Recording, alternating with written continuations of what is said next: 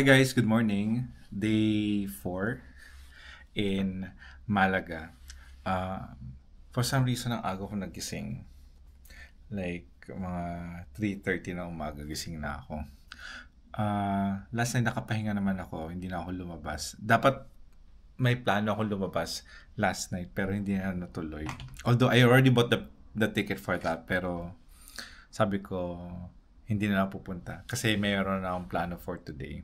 So, nagstay na lang ako sa Airbnb dito the entire night and then I slept like around 11 and then woke up mga 3:30 after hindi na ako tulog. Tapos medyo sumakit pa yung braso ko ulit. But anyways, so magbe-breakfast lang ako and then punta ako sa bus station papuntang Marbella. So yun yung destination ko for today. So the bus leaves at 9 o'clock. Pero alas 7 pa lang naman. So may time pa. And look, at 7 a.m. ang dilim-dilim pa.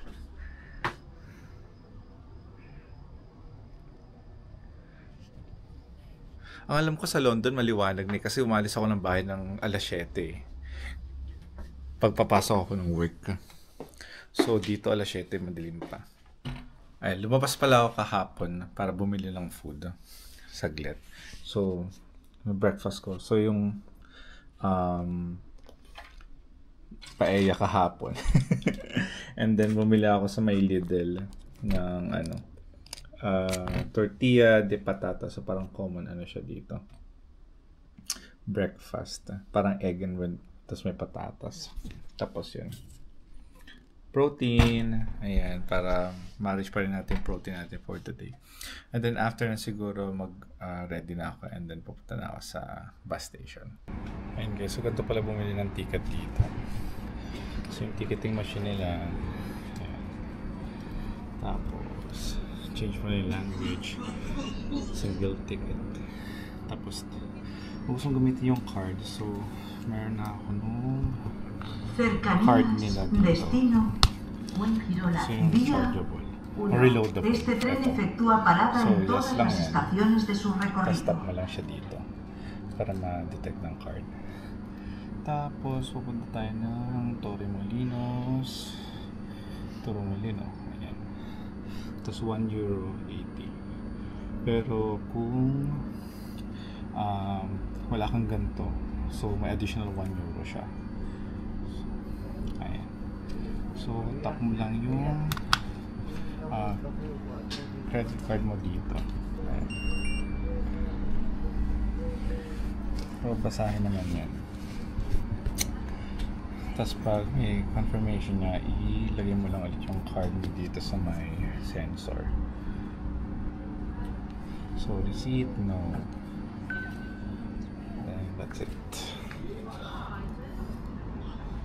Ayan. May ticket na tayo. So ganun lang. Although sabi naman nila gumagana din naman yung yung credit card dito yung para sa London. Kaso magta-tap in tap out ka. So minsan kasi nakakalimutan ko din. Okay, so nandito na tayo ulit sa may station ng Torremolino. So train lang ulit ako kanina and then 2 stops nga lang papunta dito. Maaga pa. Hindi pa tirik yung araw. So anyways, 8:27 a.m. pa lang tapos alas 9 yung alis ng bus. So may oras pa. Gusto ko magkape kasi parang piling ko kulang yung tulog ko. So ayan, ito yung Torremolinos, yung mga shops dito. So hahanapin ko muna yung bus station. Sabi sa may Calle Hoyo numero 10. So sabi 5 minutes walk na lang daw from here, 400 meters. So pag nakita ko na, then hanap ako ng na may bila ng kape kasi parang gusto ko magkape. Ang hirap ng gagawa ko ha, may bag ako may phone ako may camera pa ako effort mag-document Okay, anyways, so nanood din ako kagabi ng mga vlogs about Marbella. So, tabi medyo posh pala doon. So, meron akong naisip puntahan. So, yung Marbella City Center, yung Marbella Old Town, and then kung may oras pa, puntahan ko yung Puerto Banús. So, dun daw may ano, mga, yung marina nila. So, may mga yachts and all.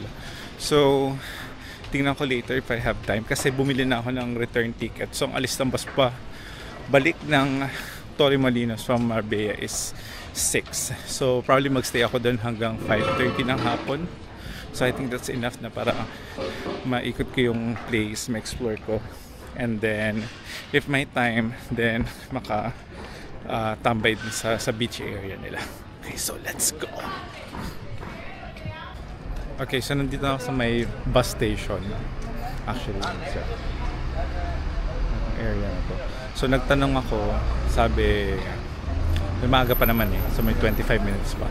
So, dito daw sa may harap ng bus station. So, ito yung mga buses. Pero, yung papuntang Marbella daw, maya-maya pa. So, it's coming daw. Tapos, dito daw maghintay. So, ngayon, maghanap muna ako ng kape. Natin kung mayroong kape dito. Yan, may nakita akong coffee. Not really coffee siya, parang malita cafeteria. So, I have my coffee and milk. Coffee condensed. So, meron pa mga 15 minutes. So, hopefully na may iwan ng bus. Sabi naman daw, lada naman daw. So, ayun, finally, nandito na yung bus. So, hindi scam yung ticket online. So, bumili kasi ng ticket online.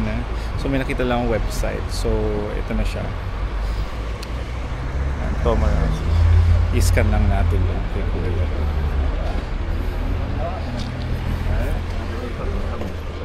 Hola. Bueno, hola, muy buena. Permíteme ver el horario y el destino a 9. Perfecto, gracias. Gracias. Nandito na sa ng bus.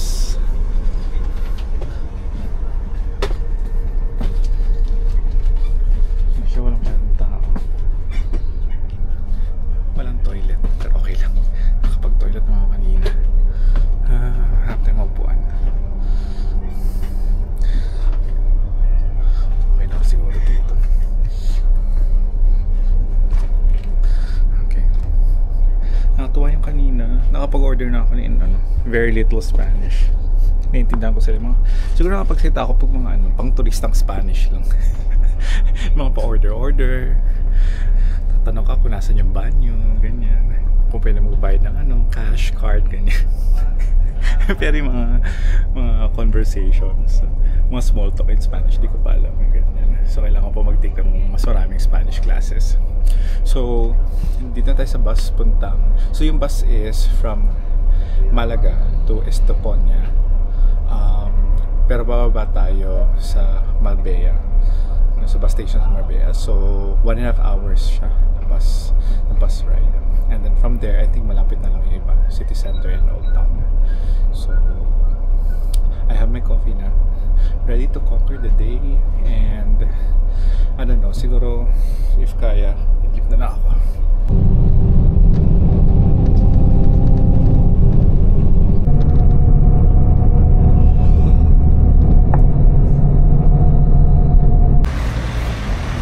Hola chicos, ya estamos aquí en la ciudad de Marbella.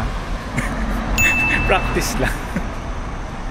So nandito na tayo sa city of Marbella. So parang 1 hour and 20 minutes lang yung bus ride. At in fairness talaga, on time talaga yung bus. Dumating yung bus mga 8:55.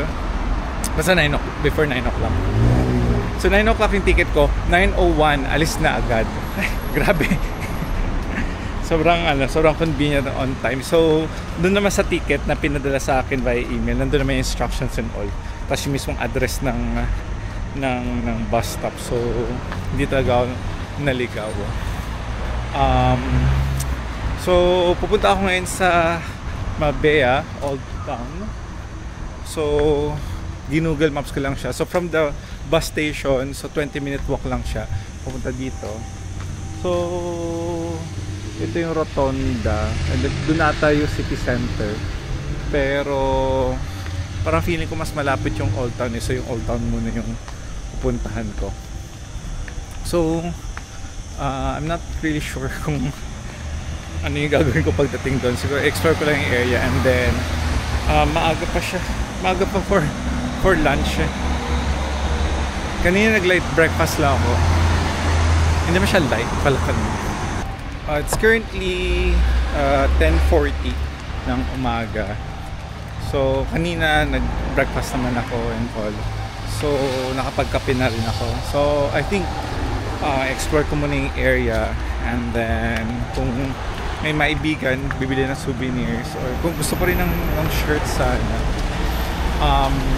Hindi ko pa na search kung malapit lang yung beach area doon. Kung malapit lang, and then I'll find time na tumambay muna sa may dagat. Hindi ako nagdala ng panligo, but I prefer na alam mo yun, tumambay muna sa may beach, and then have a few drinks, and then do people watching and all. Wala, may fountain sa harap. Gulat naman ako. Ayun na. Tada! So ito yung direction papuntang Old Town.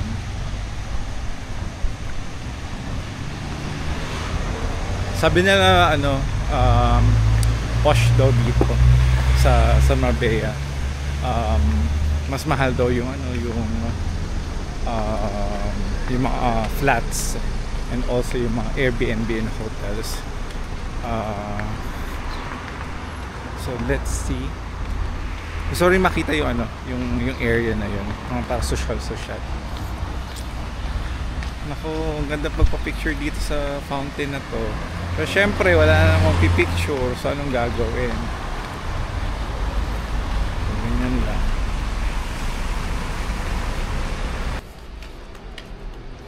Alright, so nandito na tayo sa Marbella Old Town.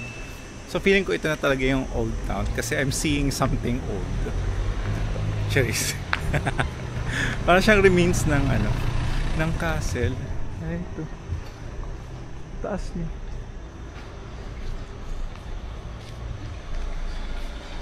So parang medyo naligaw pa ako kanina, kasi akala ko dire-diretso lang. Tapos hindi ko na zoom yung Google Maps. May mga paliko-liko pala siya in between. So I had to find my way back. Ang galing naman ito. Para siyang remains ng isang castle, or ruins ng castle.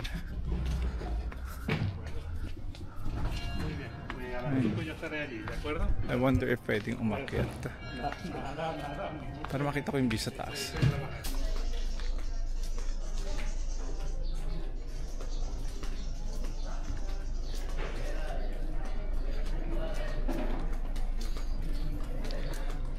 So far mga residential sa commercial buildings pa lang nakikita ko dito. May simbahan. Kasi may mga tao na. Check muna natin yung simbahan.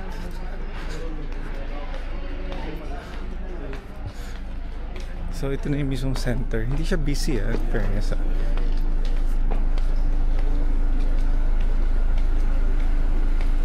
Ayun, so may unahan ng konti.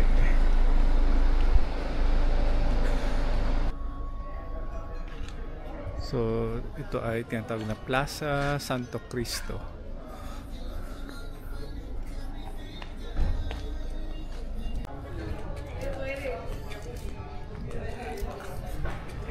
Sobrang nakakatuwa naman dito kasi sobrang tahimik. I'm not sure kung dahil maaga pa or tulog pa sila. I don't know. Pero hindi siya ganun ka-busy. Sakto lang. So, lakad-lakad lang ako dito and all. Appreciate lang yung architecture dito. Ito mismo dinadaanan ko, dinadaanan ng kotse. Although may pavement naman. Ayun, sa gilid Ang kotse dito. Ay, ang ganda ng bahay. Nakakatawa naman dito. May mga pabulaklak yung mga buildings. Tapos usually mga bougainvillea.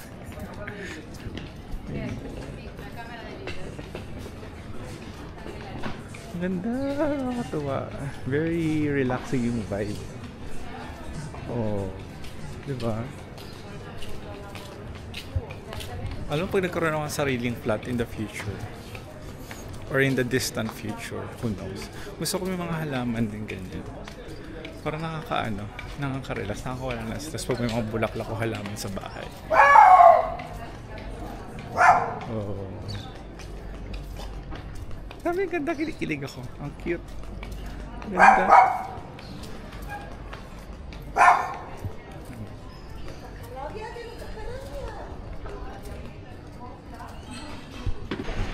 Alam ko na. So later, magtatapas na lang. Kasi sa Ronda, so I tried the oxtail and then Tinto Verano, and then sa Torremolinos kahapon I had my paella and sangria. So here I'll have my tapas. So may nakita ko kanina doon, they offer 5 kinds of tapas for only 14 euros and 50 cents. So parang good deal na siya. Parang lumalabas na like 3 euros per tapa. So okay na rin naman. Pero feeling ko mabusog rin ako. So I'll give it a try. So ngayon hindi pa naman ako busog. I mean, hindi pa ako gutom. So busing ko na yung energy ko sa paglalakad kasi nakakatuwa dito. Ang dahil mga ang dahil very makita mga shops and ang ganda ng mga structure ng mga building, tapos mga bulaklak, halaman. Ayun. Nakikita mga turista.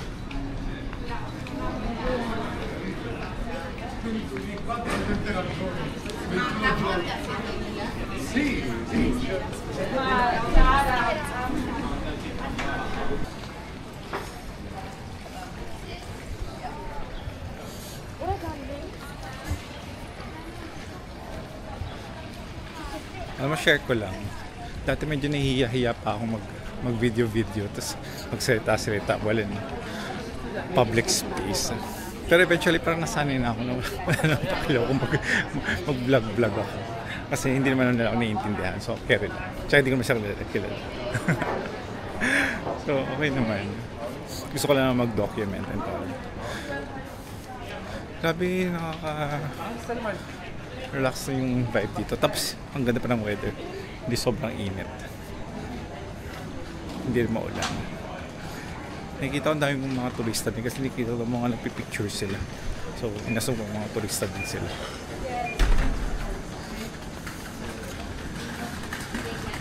Kaya pala pwede makita dito sa Old Town. Pero usually mga kainan. Like, may gelato, bakery, tapos mga shops.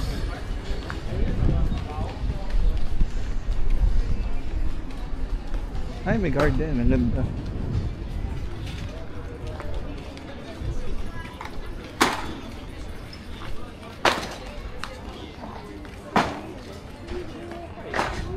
Ito, Vivero de Empresas Marbella.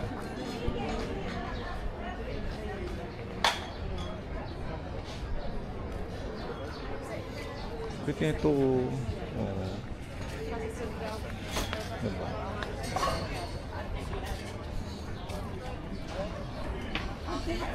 Ganda.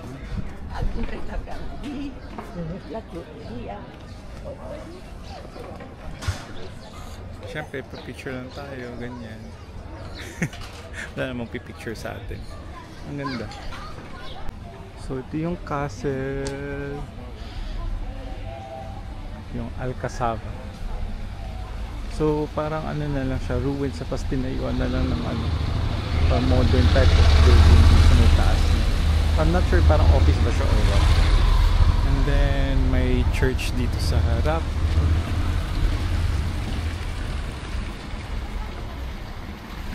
And then, fountain.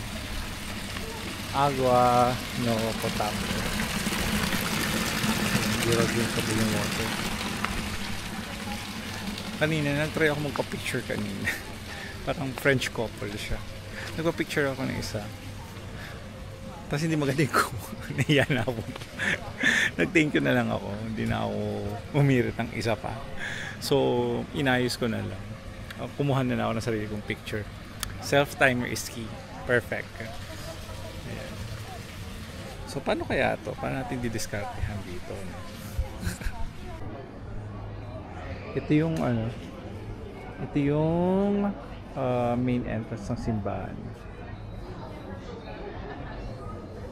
Diba? Ang ganda ng ano, yung pinto. Pili ko yung pinto, parang luma na siya. Tapos nag-build na lang sila ng ano, ng church dito. I'm not sure. And then bukas siya. So wala namang misa. I'm not sure kung pwede mag-video sa loob. Pero sisilip lang tayo. Simbahan. Alam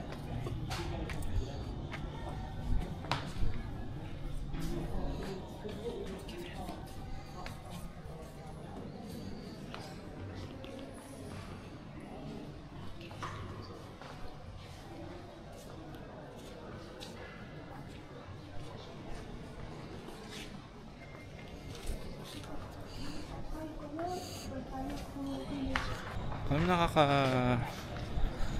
na-appreciate ko lang yung fact na nakikita ko yung mga ganyan mga bagay. Nakakatuwa naman ako. I never imagined. Whenever na pumunta ako sa mga simbahan na parang wala lang. I think you look back sa mga like experiences in the past. Never ko naman akalain na makakatungtong ako sa bansa ng Espanya. Diba?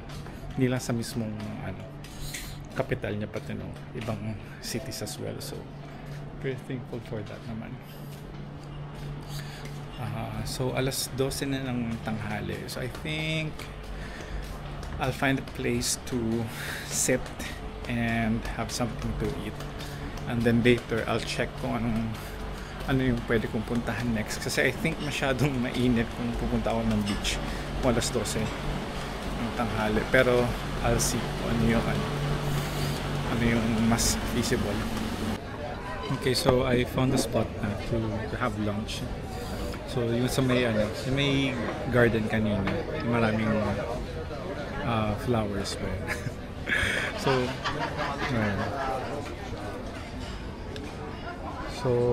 I already have my order. So Pinto de Verano.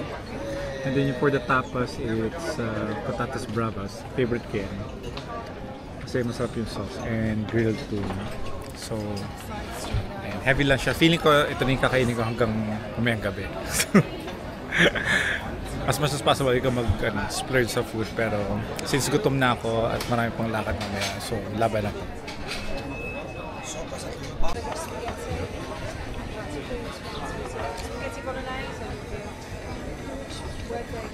Kunyari medyo social tayo. Charis.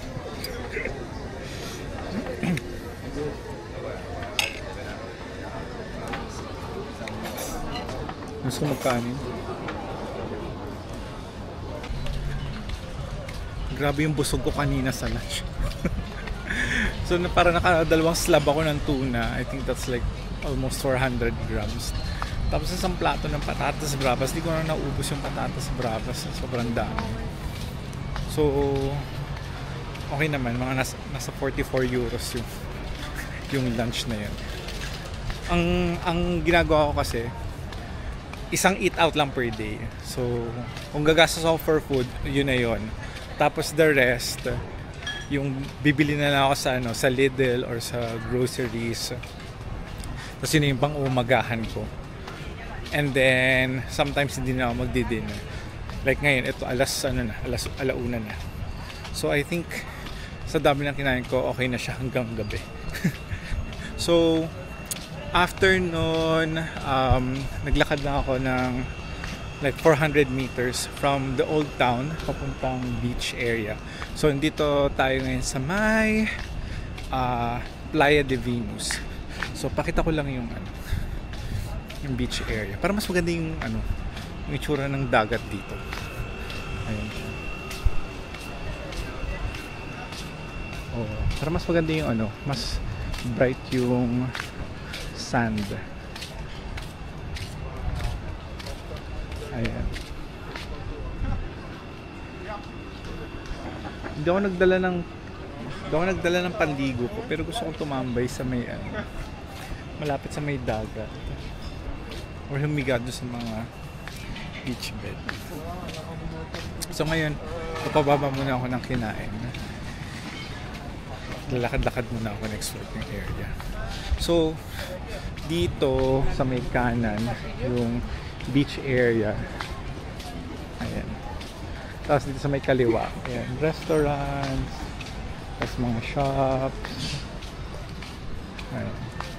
Tabi-tabi sila. Tapos yan, malapad na walkway. So bagtasin ko muna tong diretsong ito, and then pag wala na makita, balik ako. Gusto ko sanang mag-gelato or something na matamis, pero feeling ko busog na ako, so okay na yun. So dahan-dahan lang sa calories. Feeling ko nga nagina ako ng timbang eh. Parang ilang kilos na yung nalose ko in the past several weeks. Tapos magigain lang ako because of my 5-day stay dito. Oh, wag naman sana. But let's see. Minsan lang naman ang bakasyon eh. So okay na to.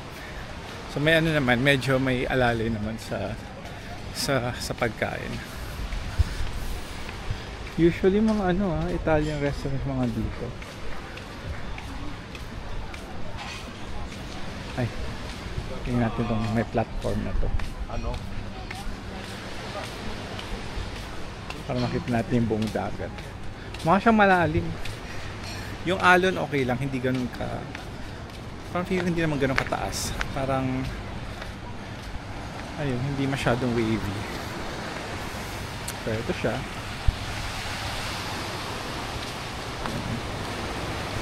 Yung area.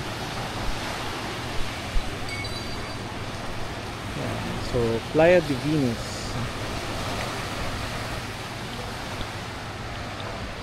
Tapos nag-extend siya until doon. Para may white building doon. Kanina, nagdala na ako ng mga tuwalya at shorts ko. Kasi gusto ko nga maligo. And then, nung inano ko na dito sa tote bag ko, so parang nabibigatan ako. Sabi ko, huwag na nga lang ako maligo kasi bukas naman pwede naman maligo sa beach eh. Pero nakita ko yung dagat, very inviting. So wala akong dalang extra shorts. Pero let's see. Explore ko muna yung area. It's currently 3 p.m. So papunta ngayon ako sa Puerto Banús. So nag-book na ako ng Bolt and hinihintay ko na lang siya. Like I'll be here in 4 minutes. So ayan, explore ko lang kasi meron pa naman ako, like I'll stay there for 2 hours and then balik na ako sa bus station, pabalik ng Torremolinos. Kanina naisip ko kung bibili na lang ba ako ng shorts tsaka towel tapos maliligo ako. Pero naisip ko ang hassle kasi mababasa pa ako tapos pupunta pa ako ng Puerto Banús after. So parang medyo hassle kung mababasa pa ako tapos magbibihis tapos pupunta pa ng different location. So isip ko magdi-beach naman ako bukas. So ano na lang, tingin-tingin na lang. Pero nakaka-relax naman talaga ang view ng beach, diba?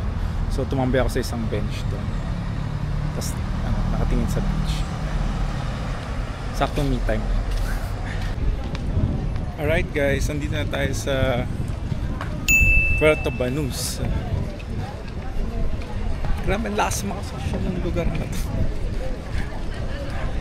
Para sa mga nakaangat-angat.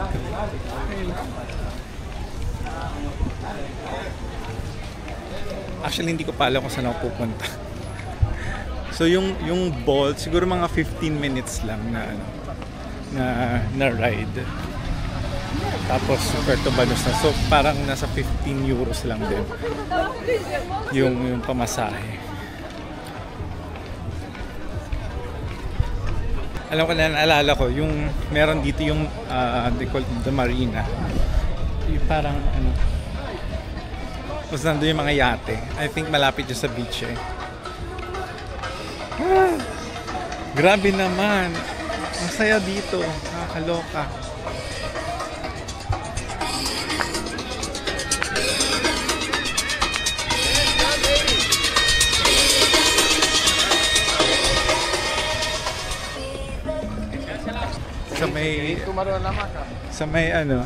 Sa may likod hindi pa kita eh, pero nandito may bundok dito.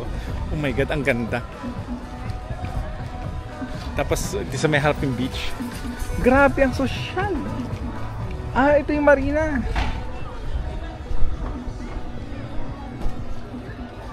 Yan, hindi pa may masyado kita pero nandiyan siya banda. Check ko na lang later. Pero gusto ko muna pupuntahan yung beach. Grabe, kung maliligo ako, dito ako maliligo. Oh my god, ang ganda. Check na natin.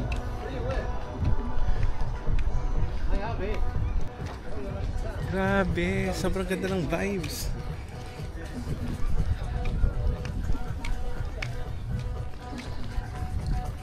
Yes. So mga kabana yan dito.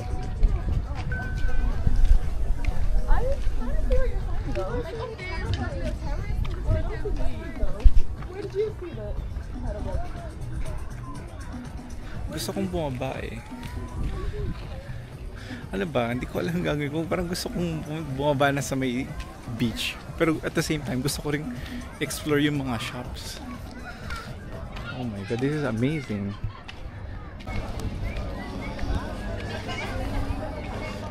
Okay, so nandito tayo sa may marina. May mga ano dito, mga luxury brands. Mga shops dito sa gilid. And then sa may kaliwa ko, ayun yung mga yate.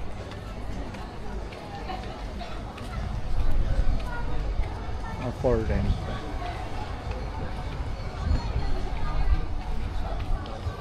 Mga boats. So, ano ba? Hindi ko alam kung anong gagawin ko. Wala, may Lamborghini, social.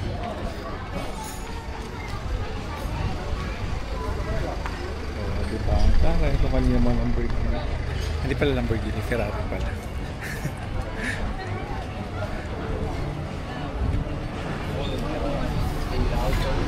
Siguro pag nakaluwag-luwag na ako or nakaahon-ahon sa buhay, pero ako tumira dito. Malapit sa dagat. Okay naman yung weather kapag summer. Okay yung pagkain. So yeah.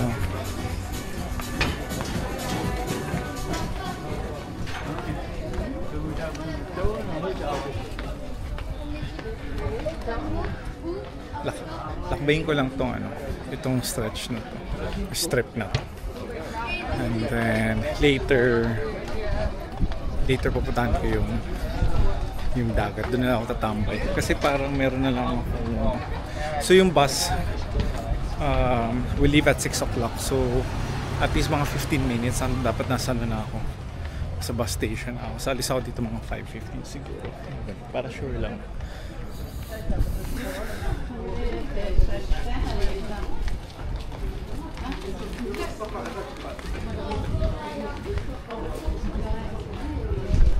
Ayan naman tayo, gusto na magpa-picture pero wala nang magpipicture.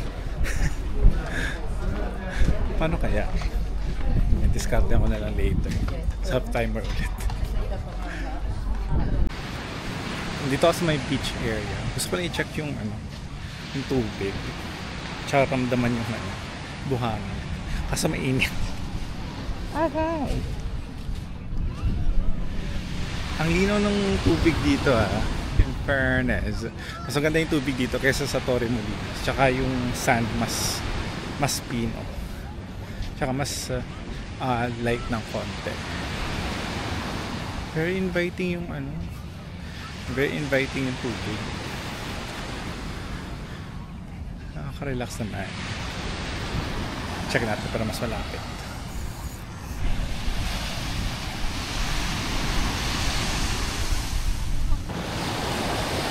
So from there, ito yung mountain. And then stretch hanggang dulo.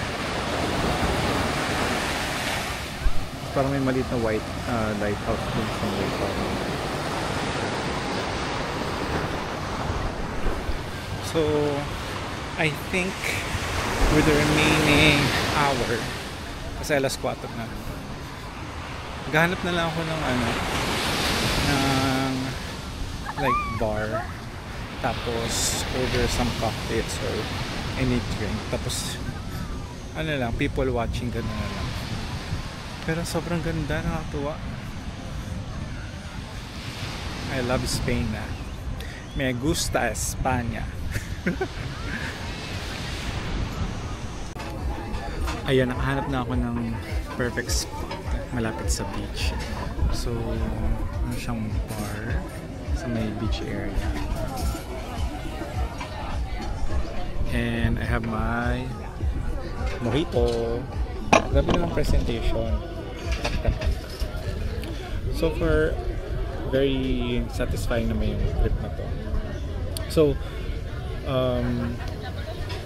I went around Torremolinos, and then on second day, nagpunta ako ng Setenil de las Bodegas and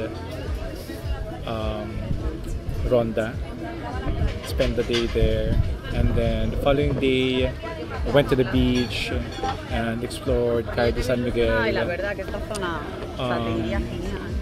And then now, or today, I explored Marbella and also Cartabana. So very happy naman at nakaka-energized at parang, alam mo yun, parang stress ka from work, diba? Sa healthcare. Parang nakaka-stress din talaga yung schedule. Kahit sabihin 3 times a week or 4 times a week ka lang pumapasok. But if you have the time to recharge, give time yourself to rest, parang nakaka-motivate na magtrabaho ulit. Para may pera ko ulit pang gala. Okay, so that's it. And thank you so much sa panonood. Kung may nanonood man, charis. So, I'll wrap up the video na, or the vlog na from here. So, cheers na lang tayo. See ya!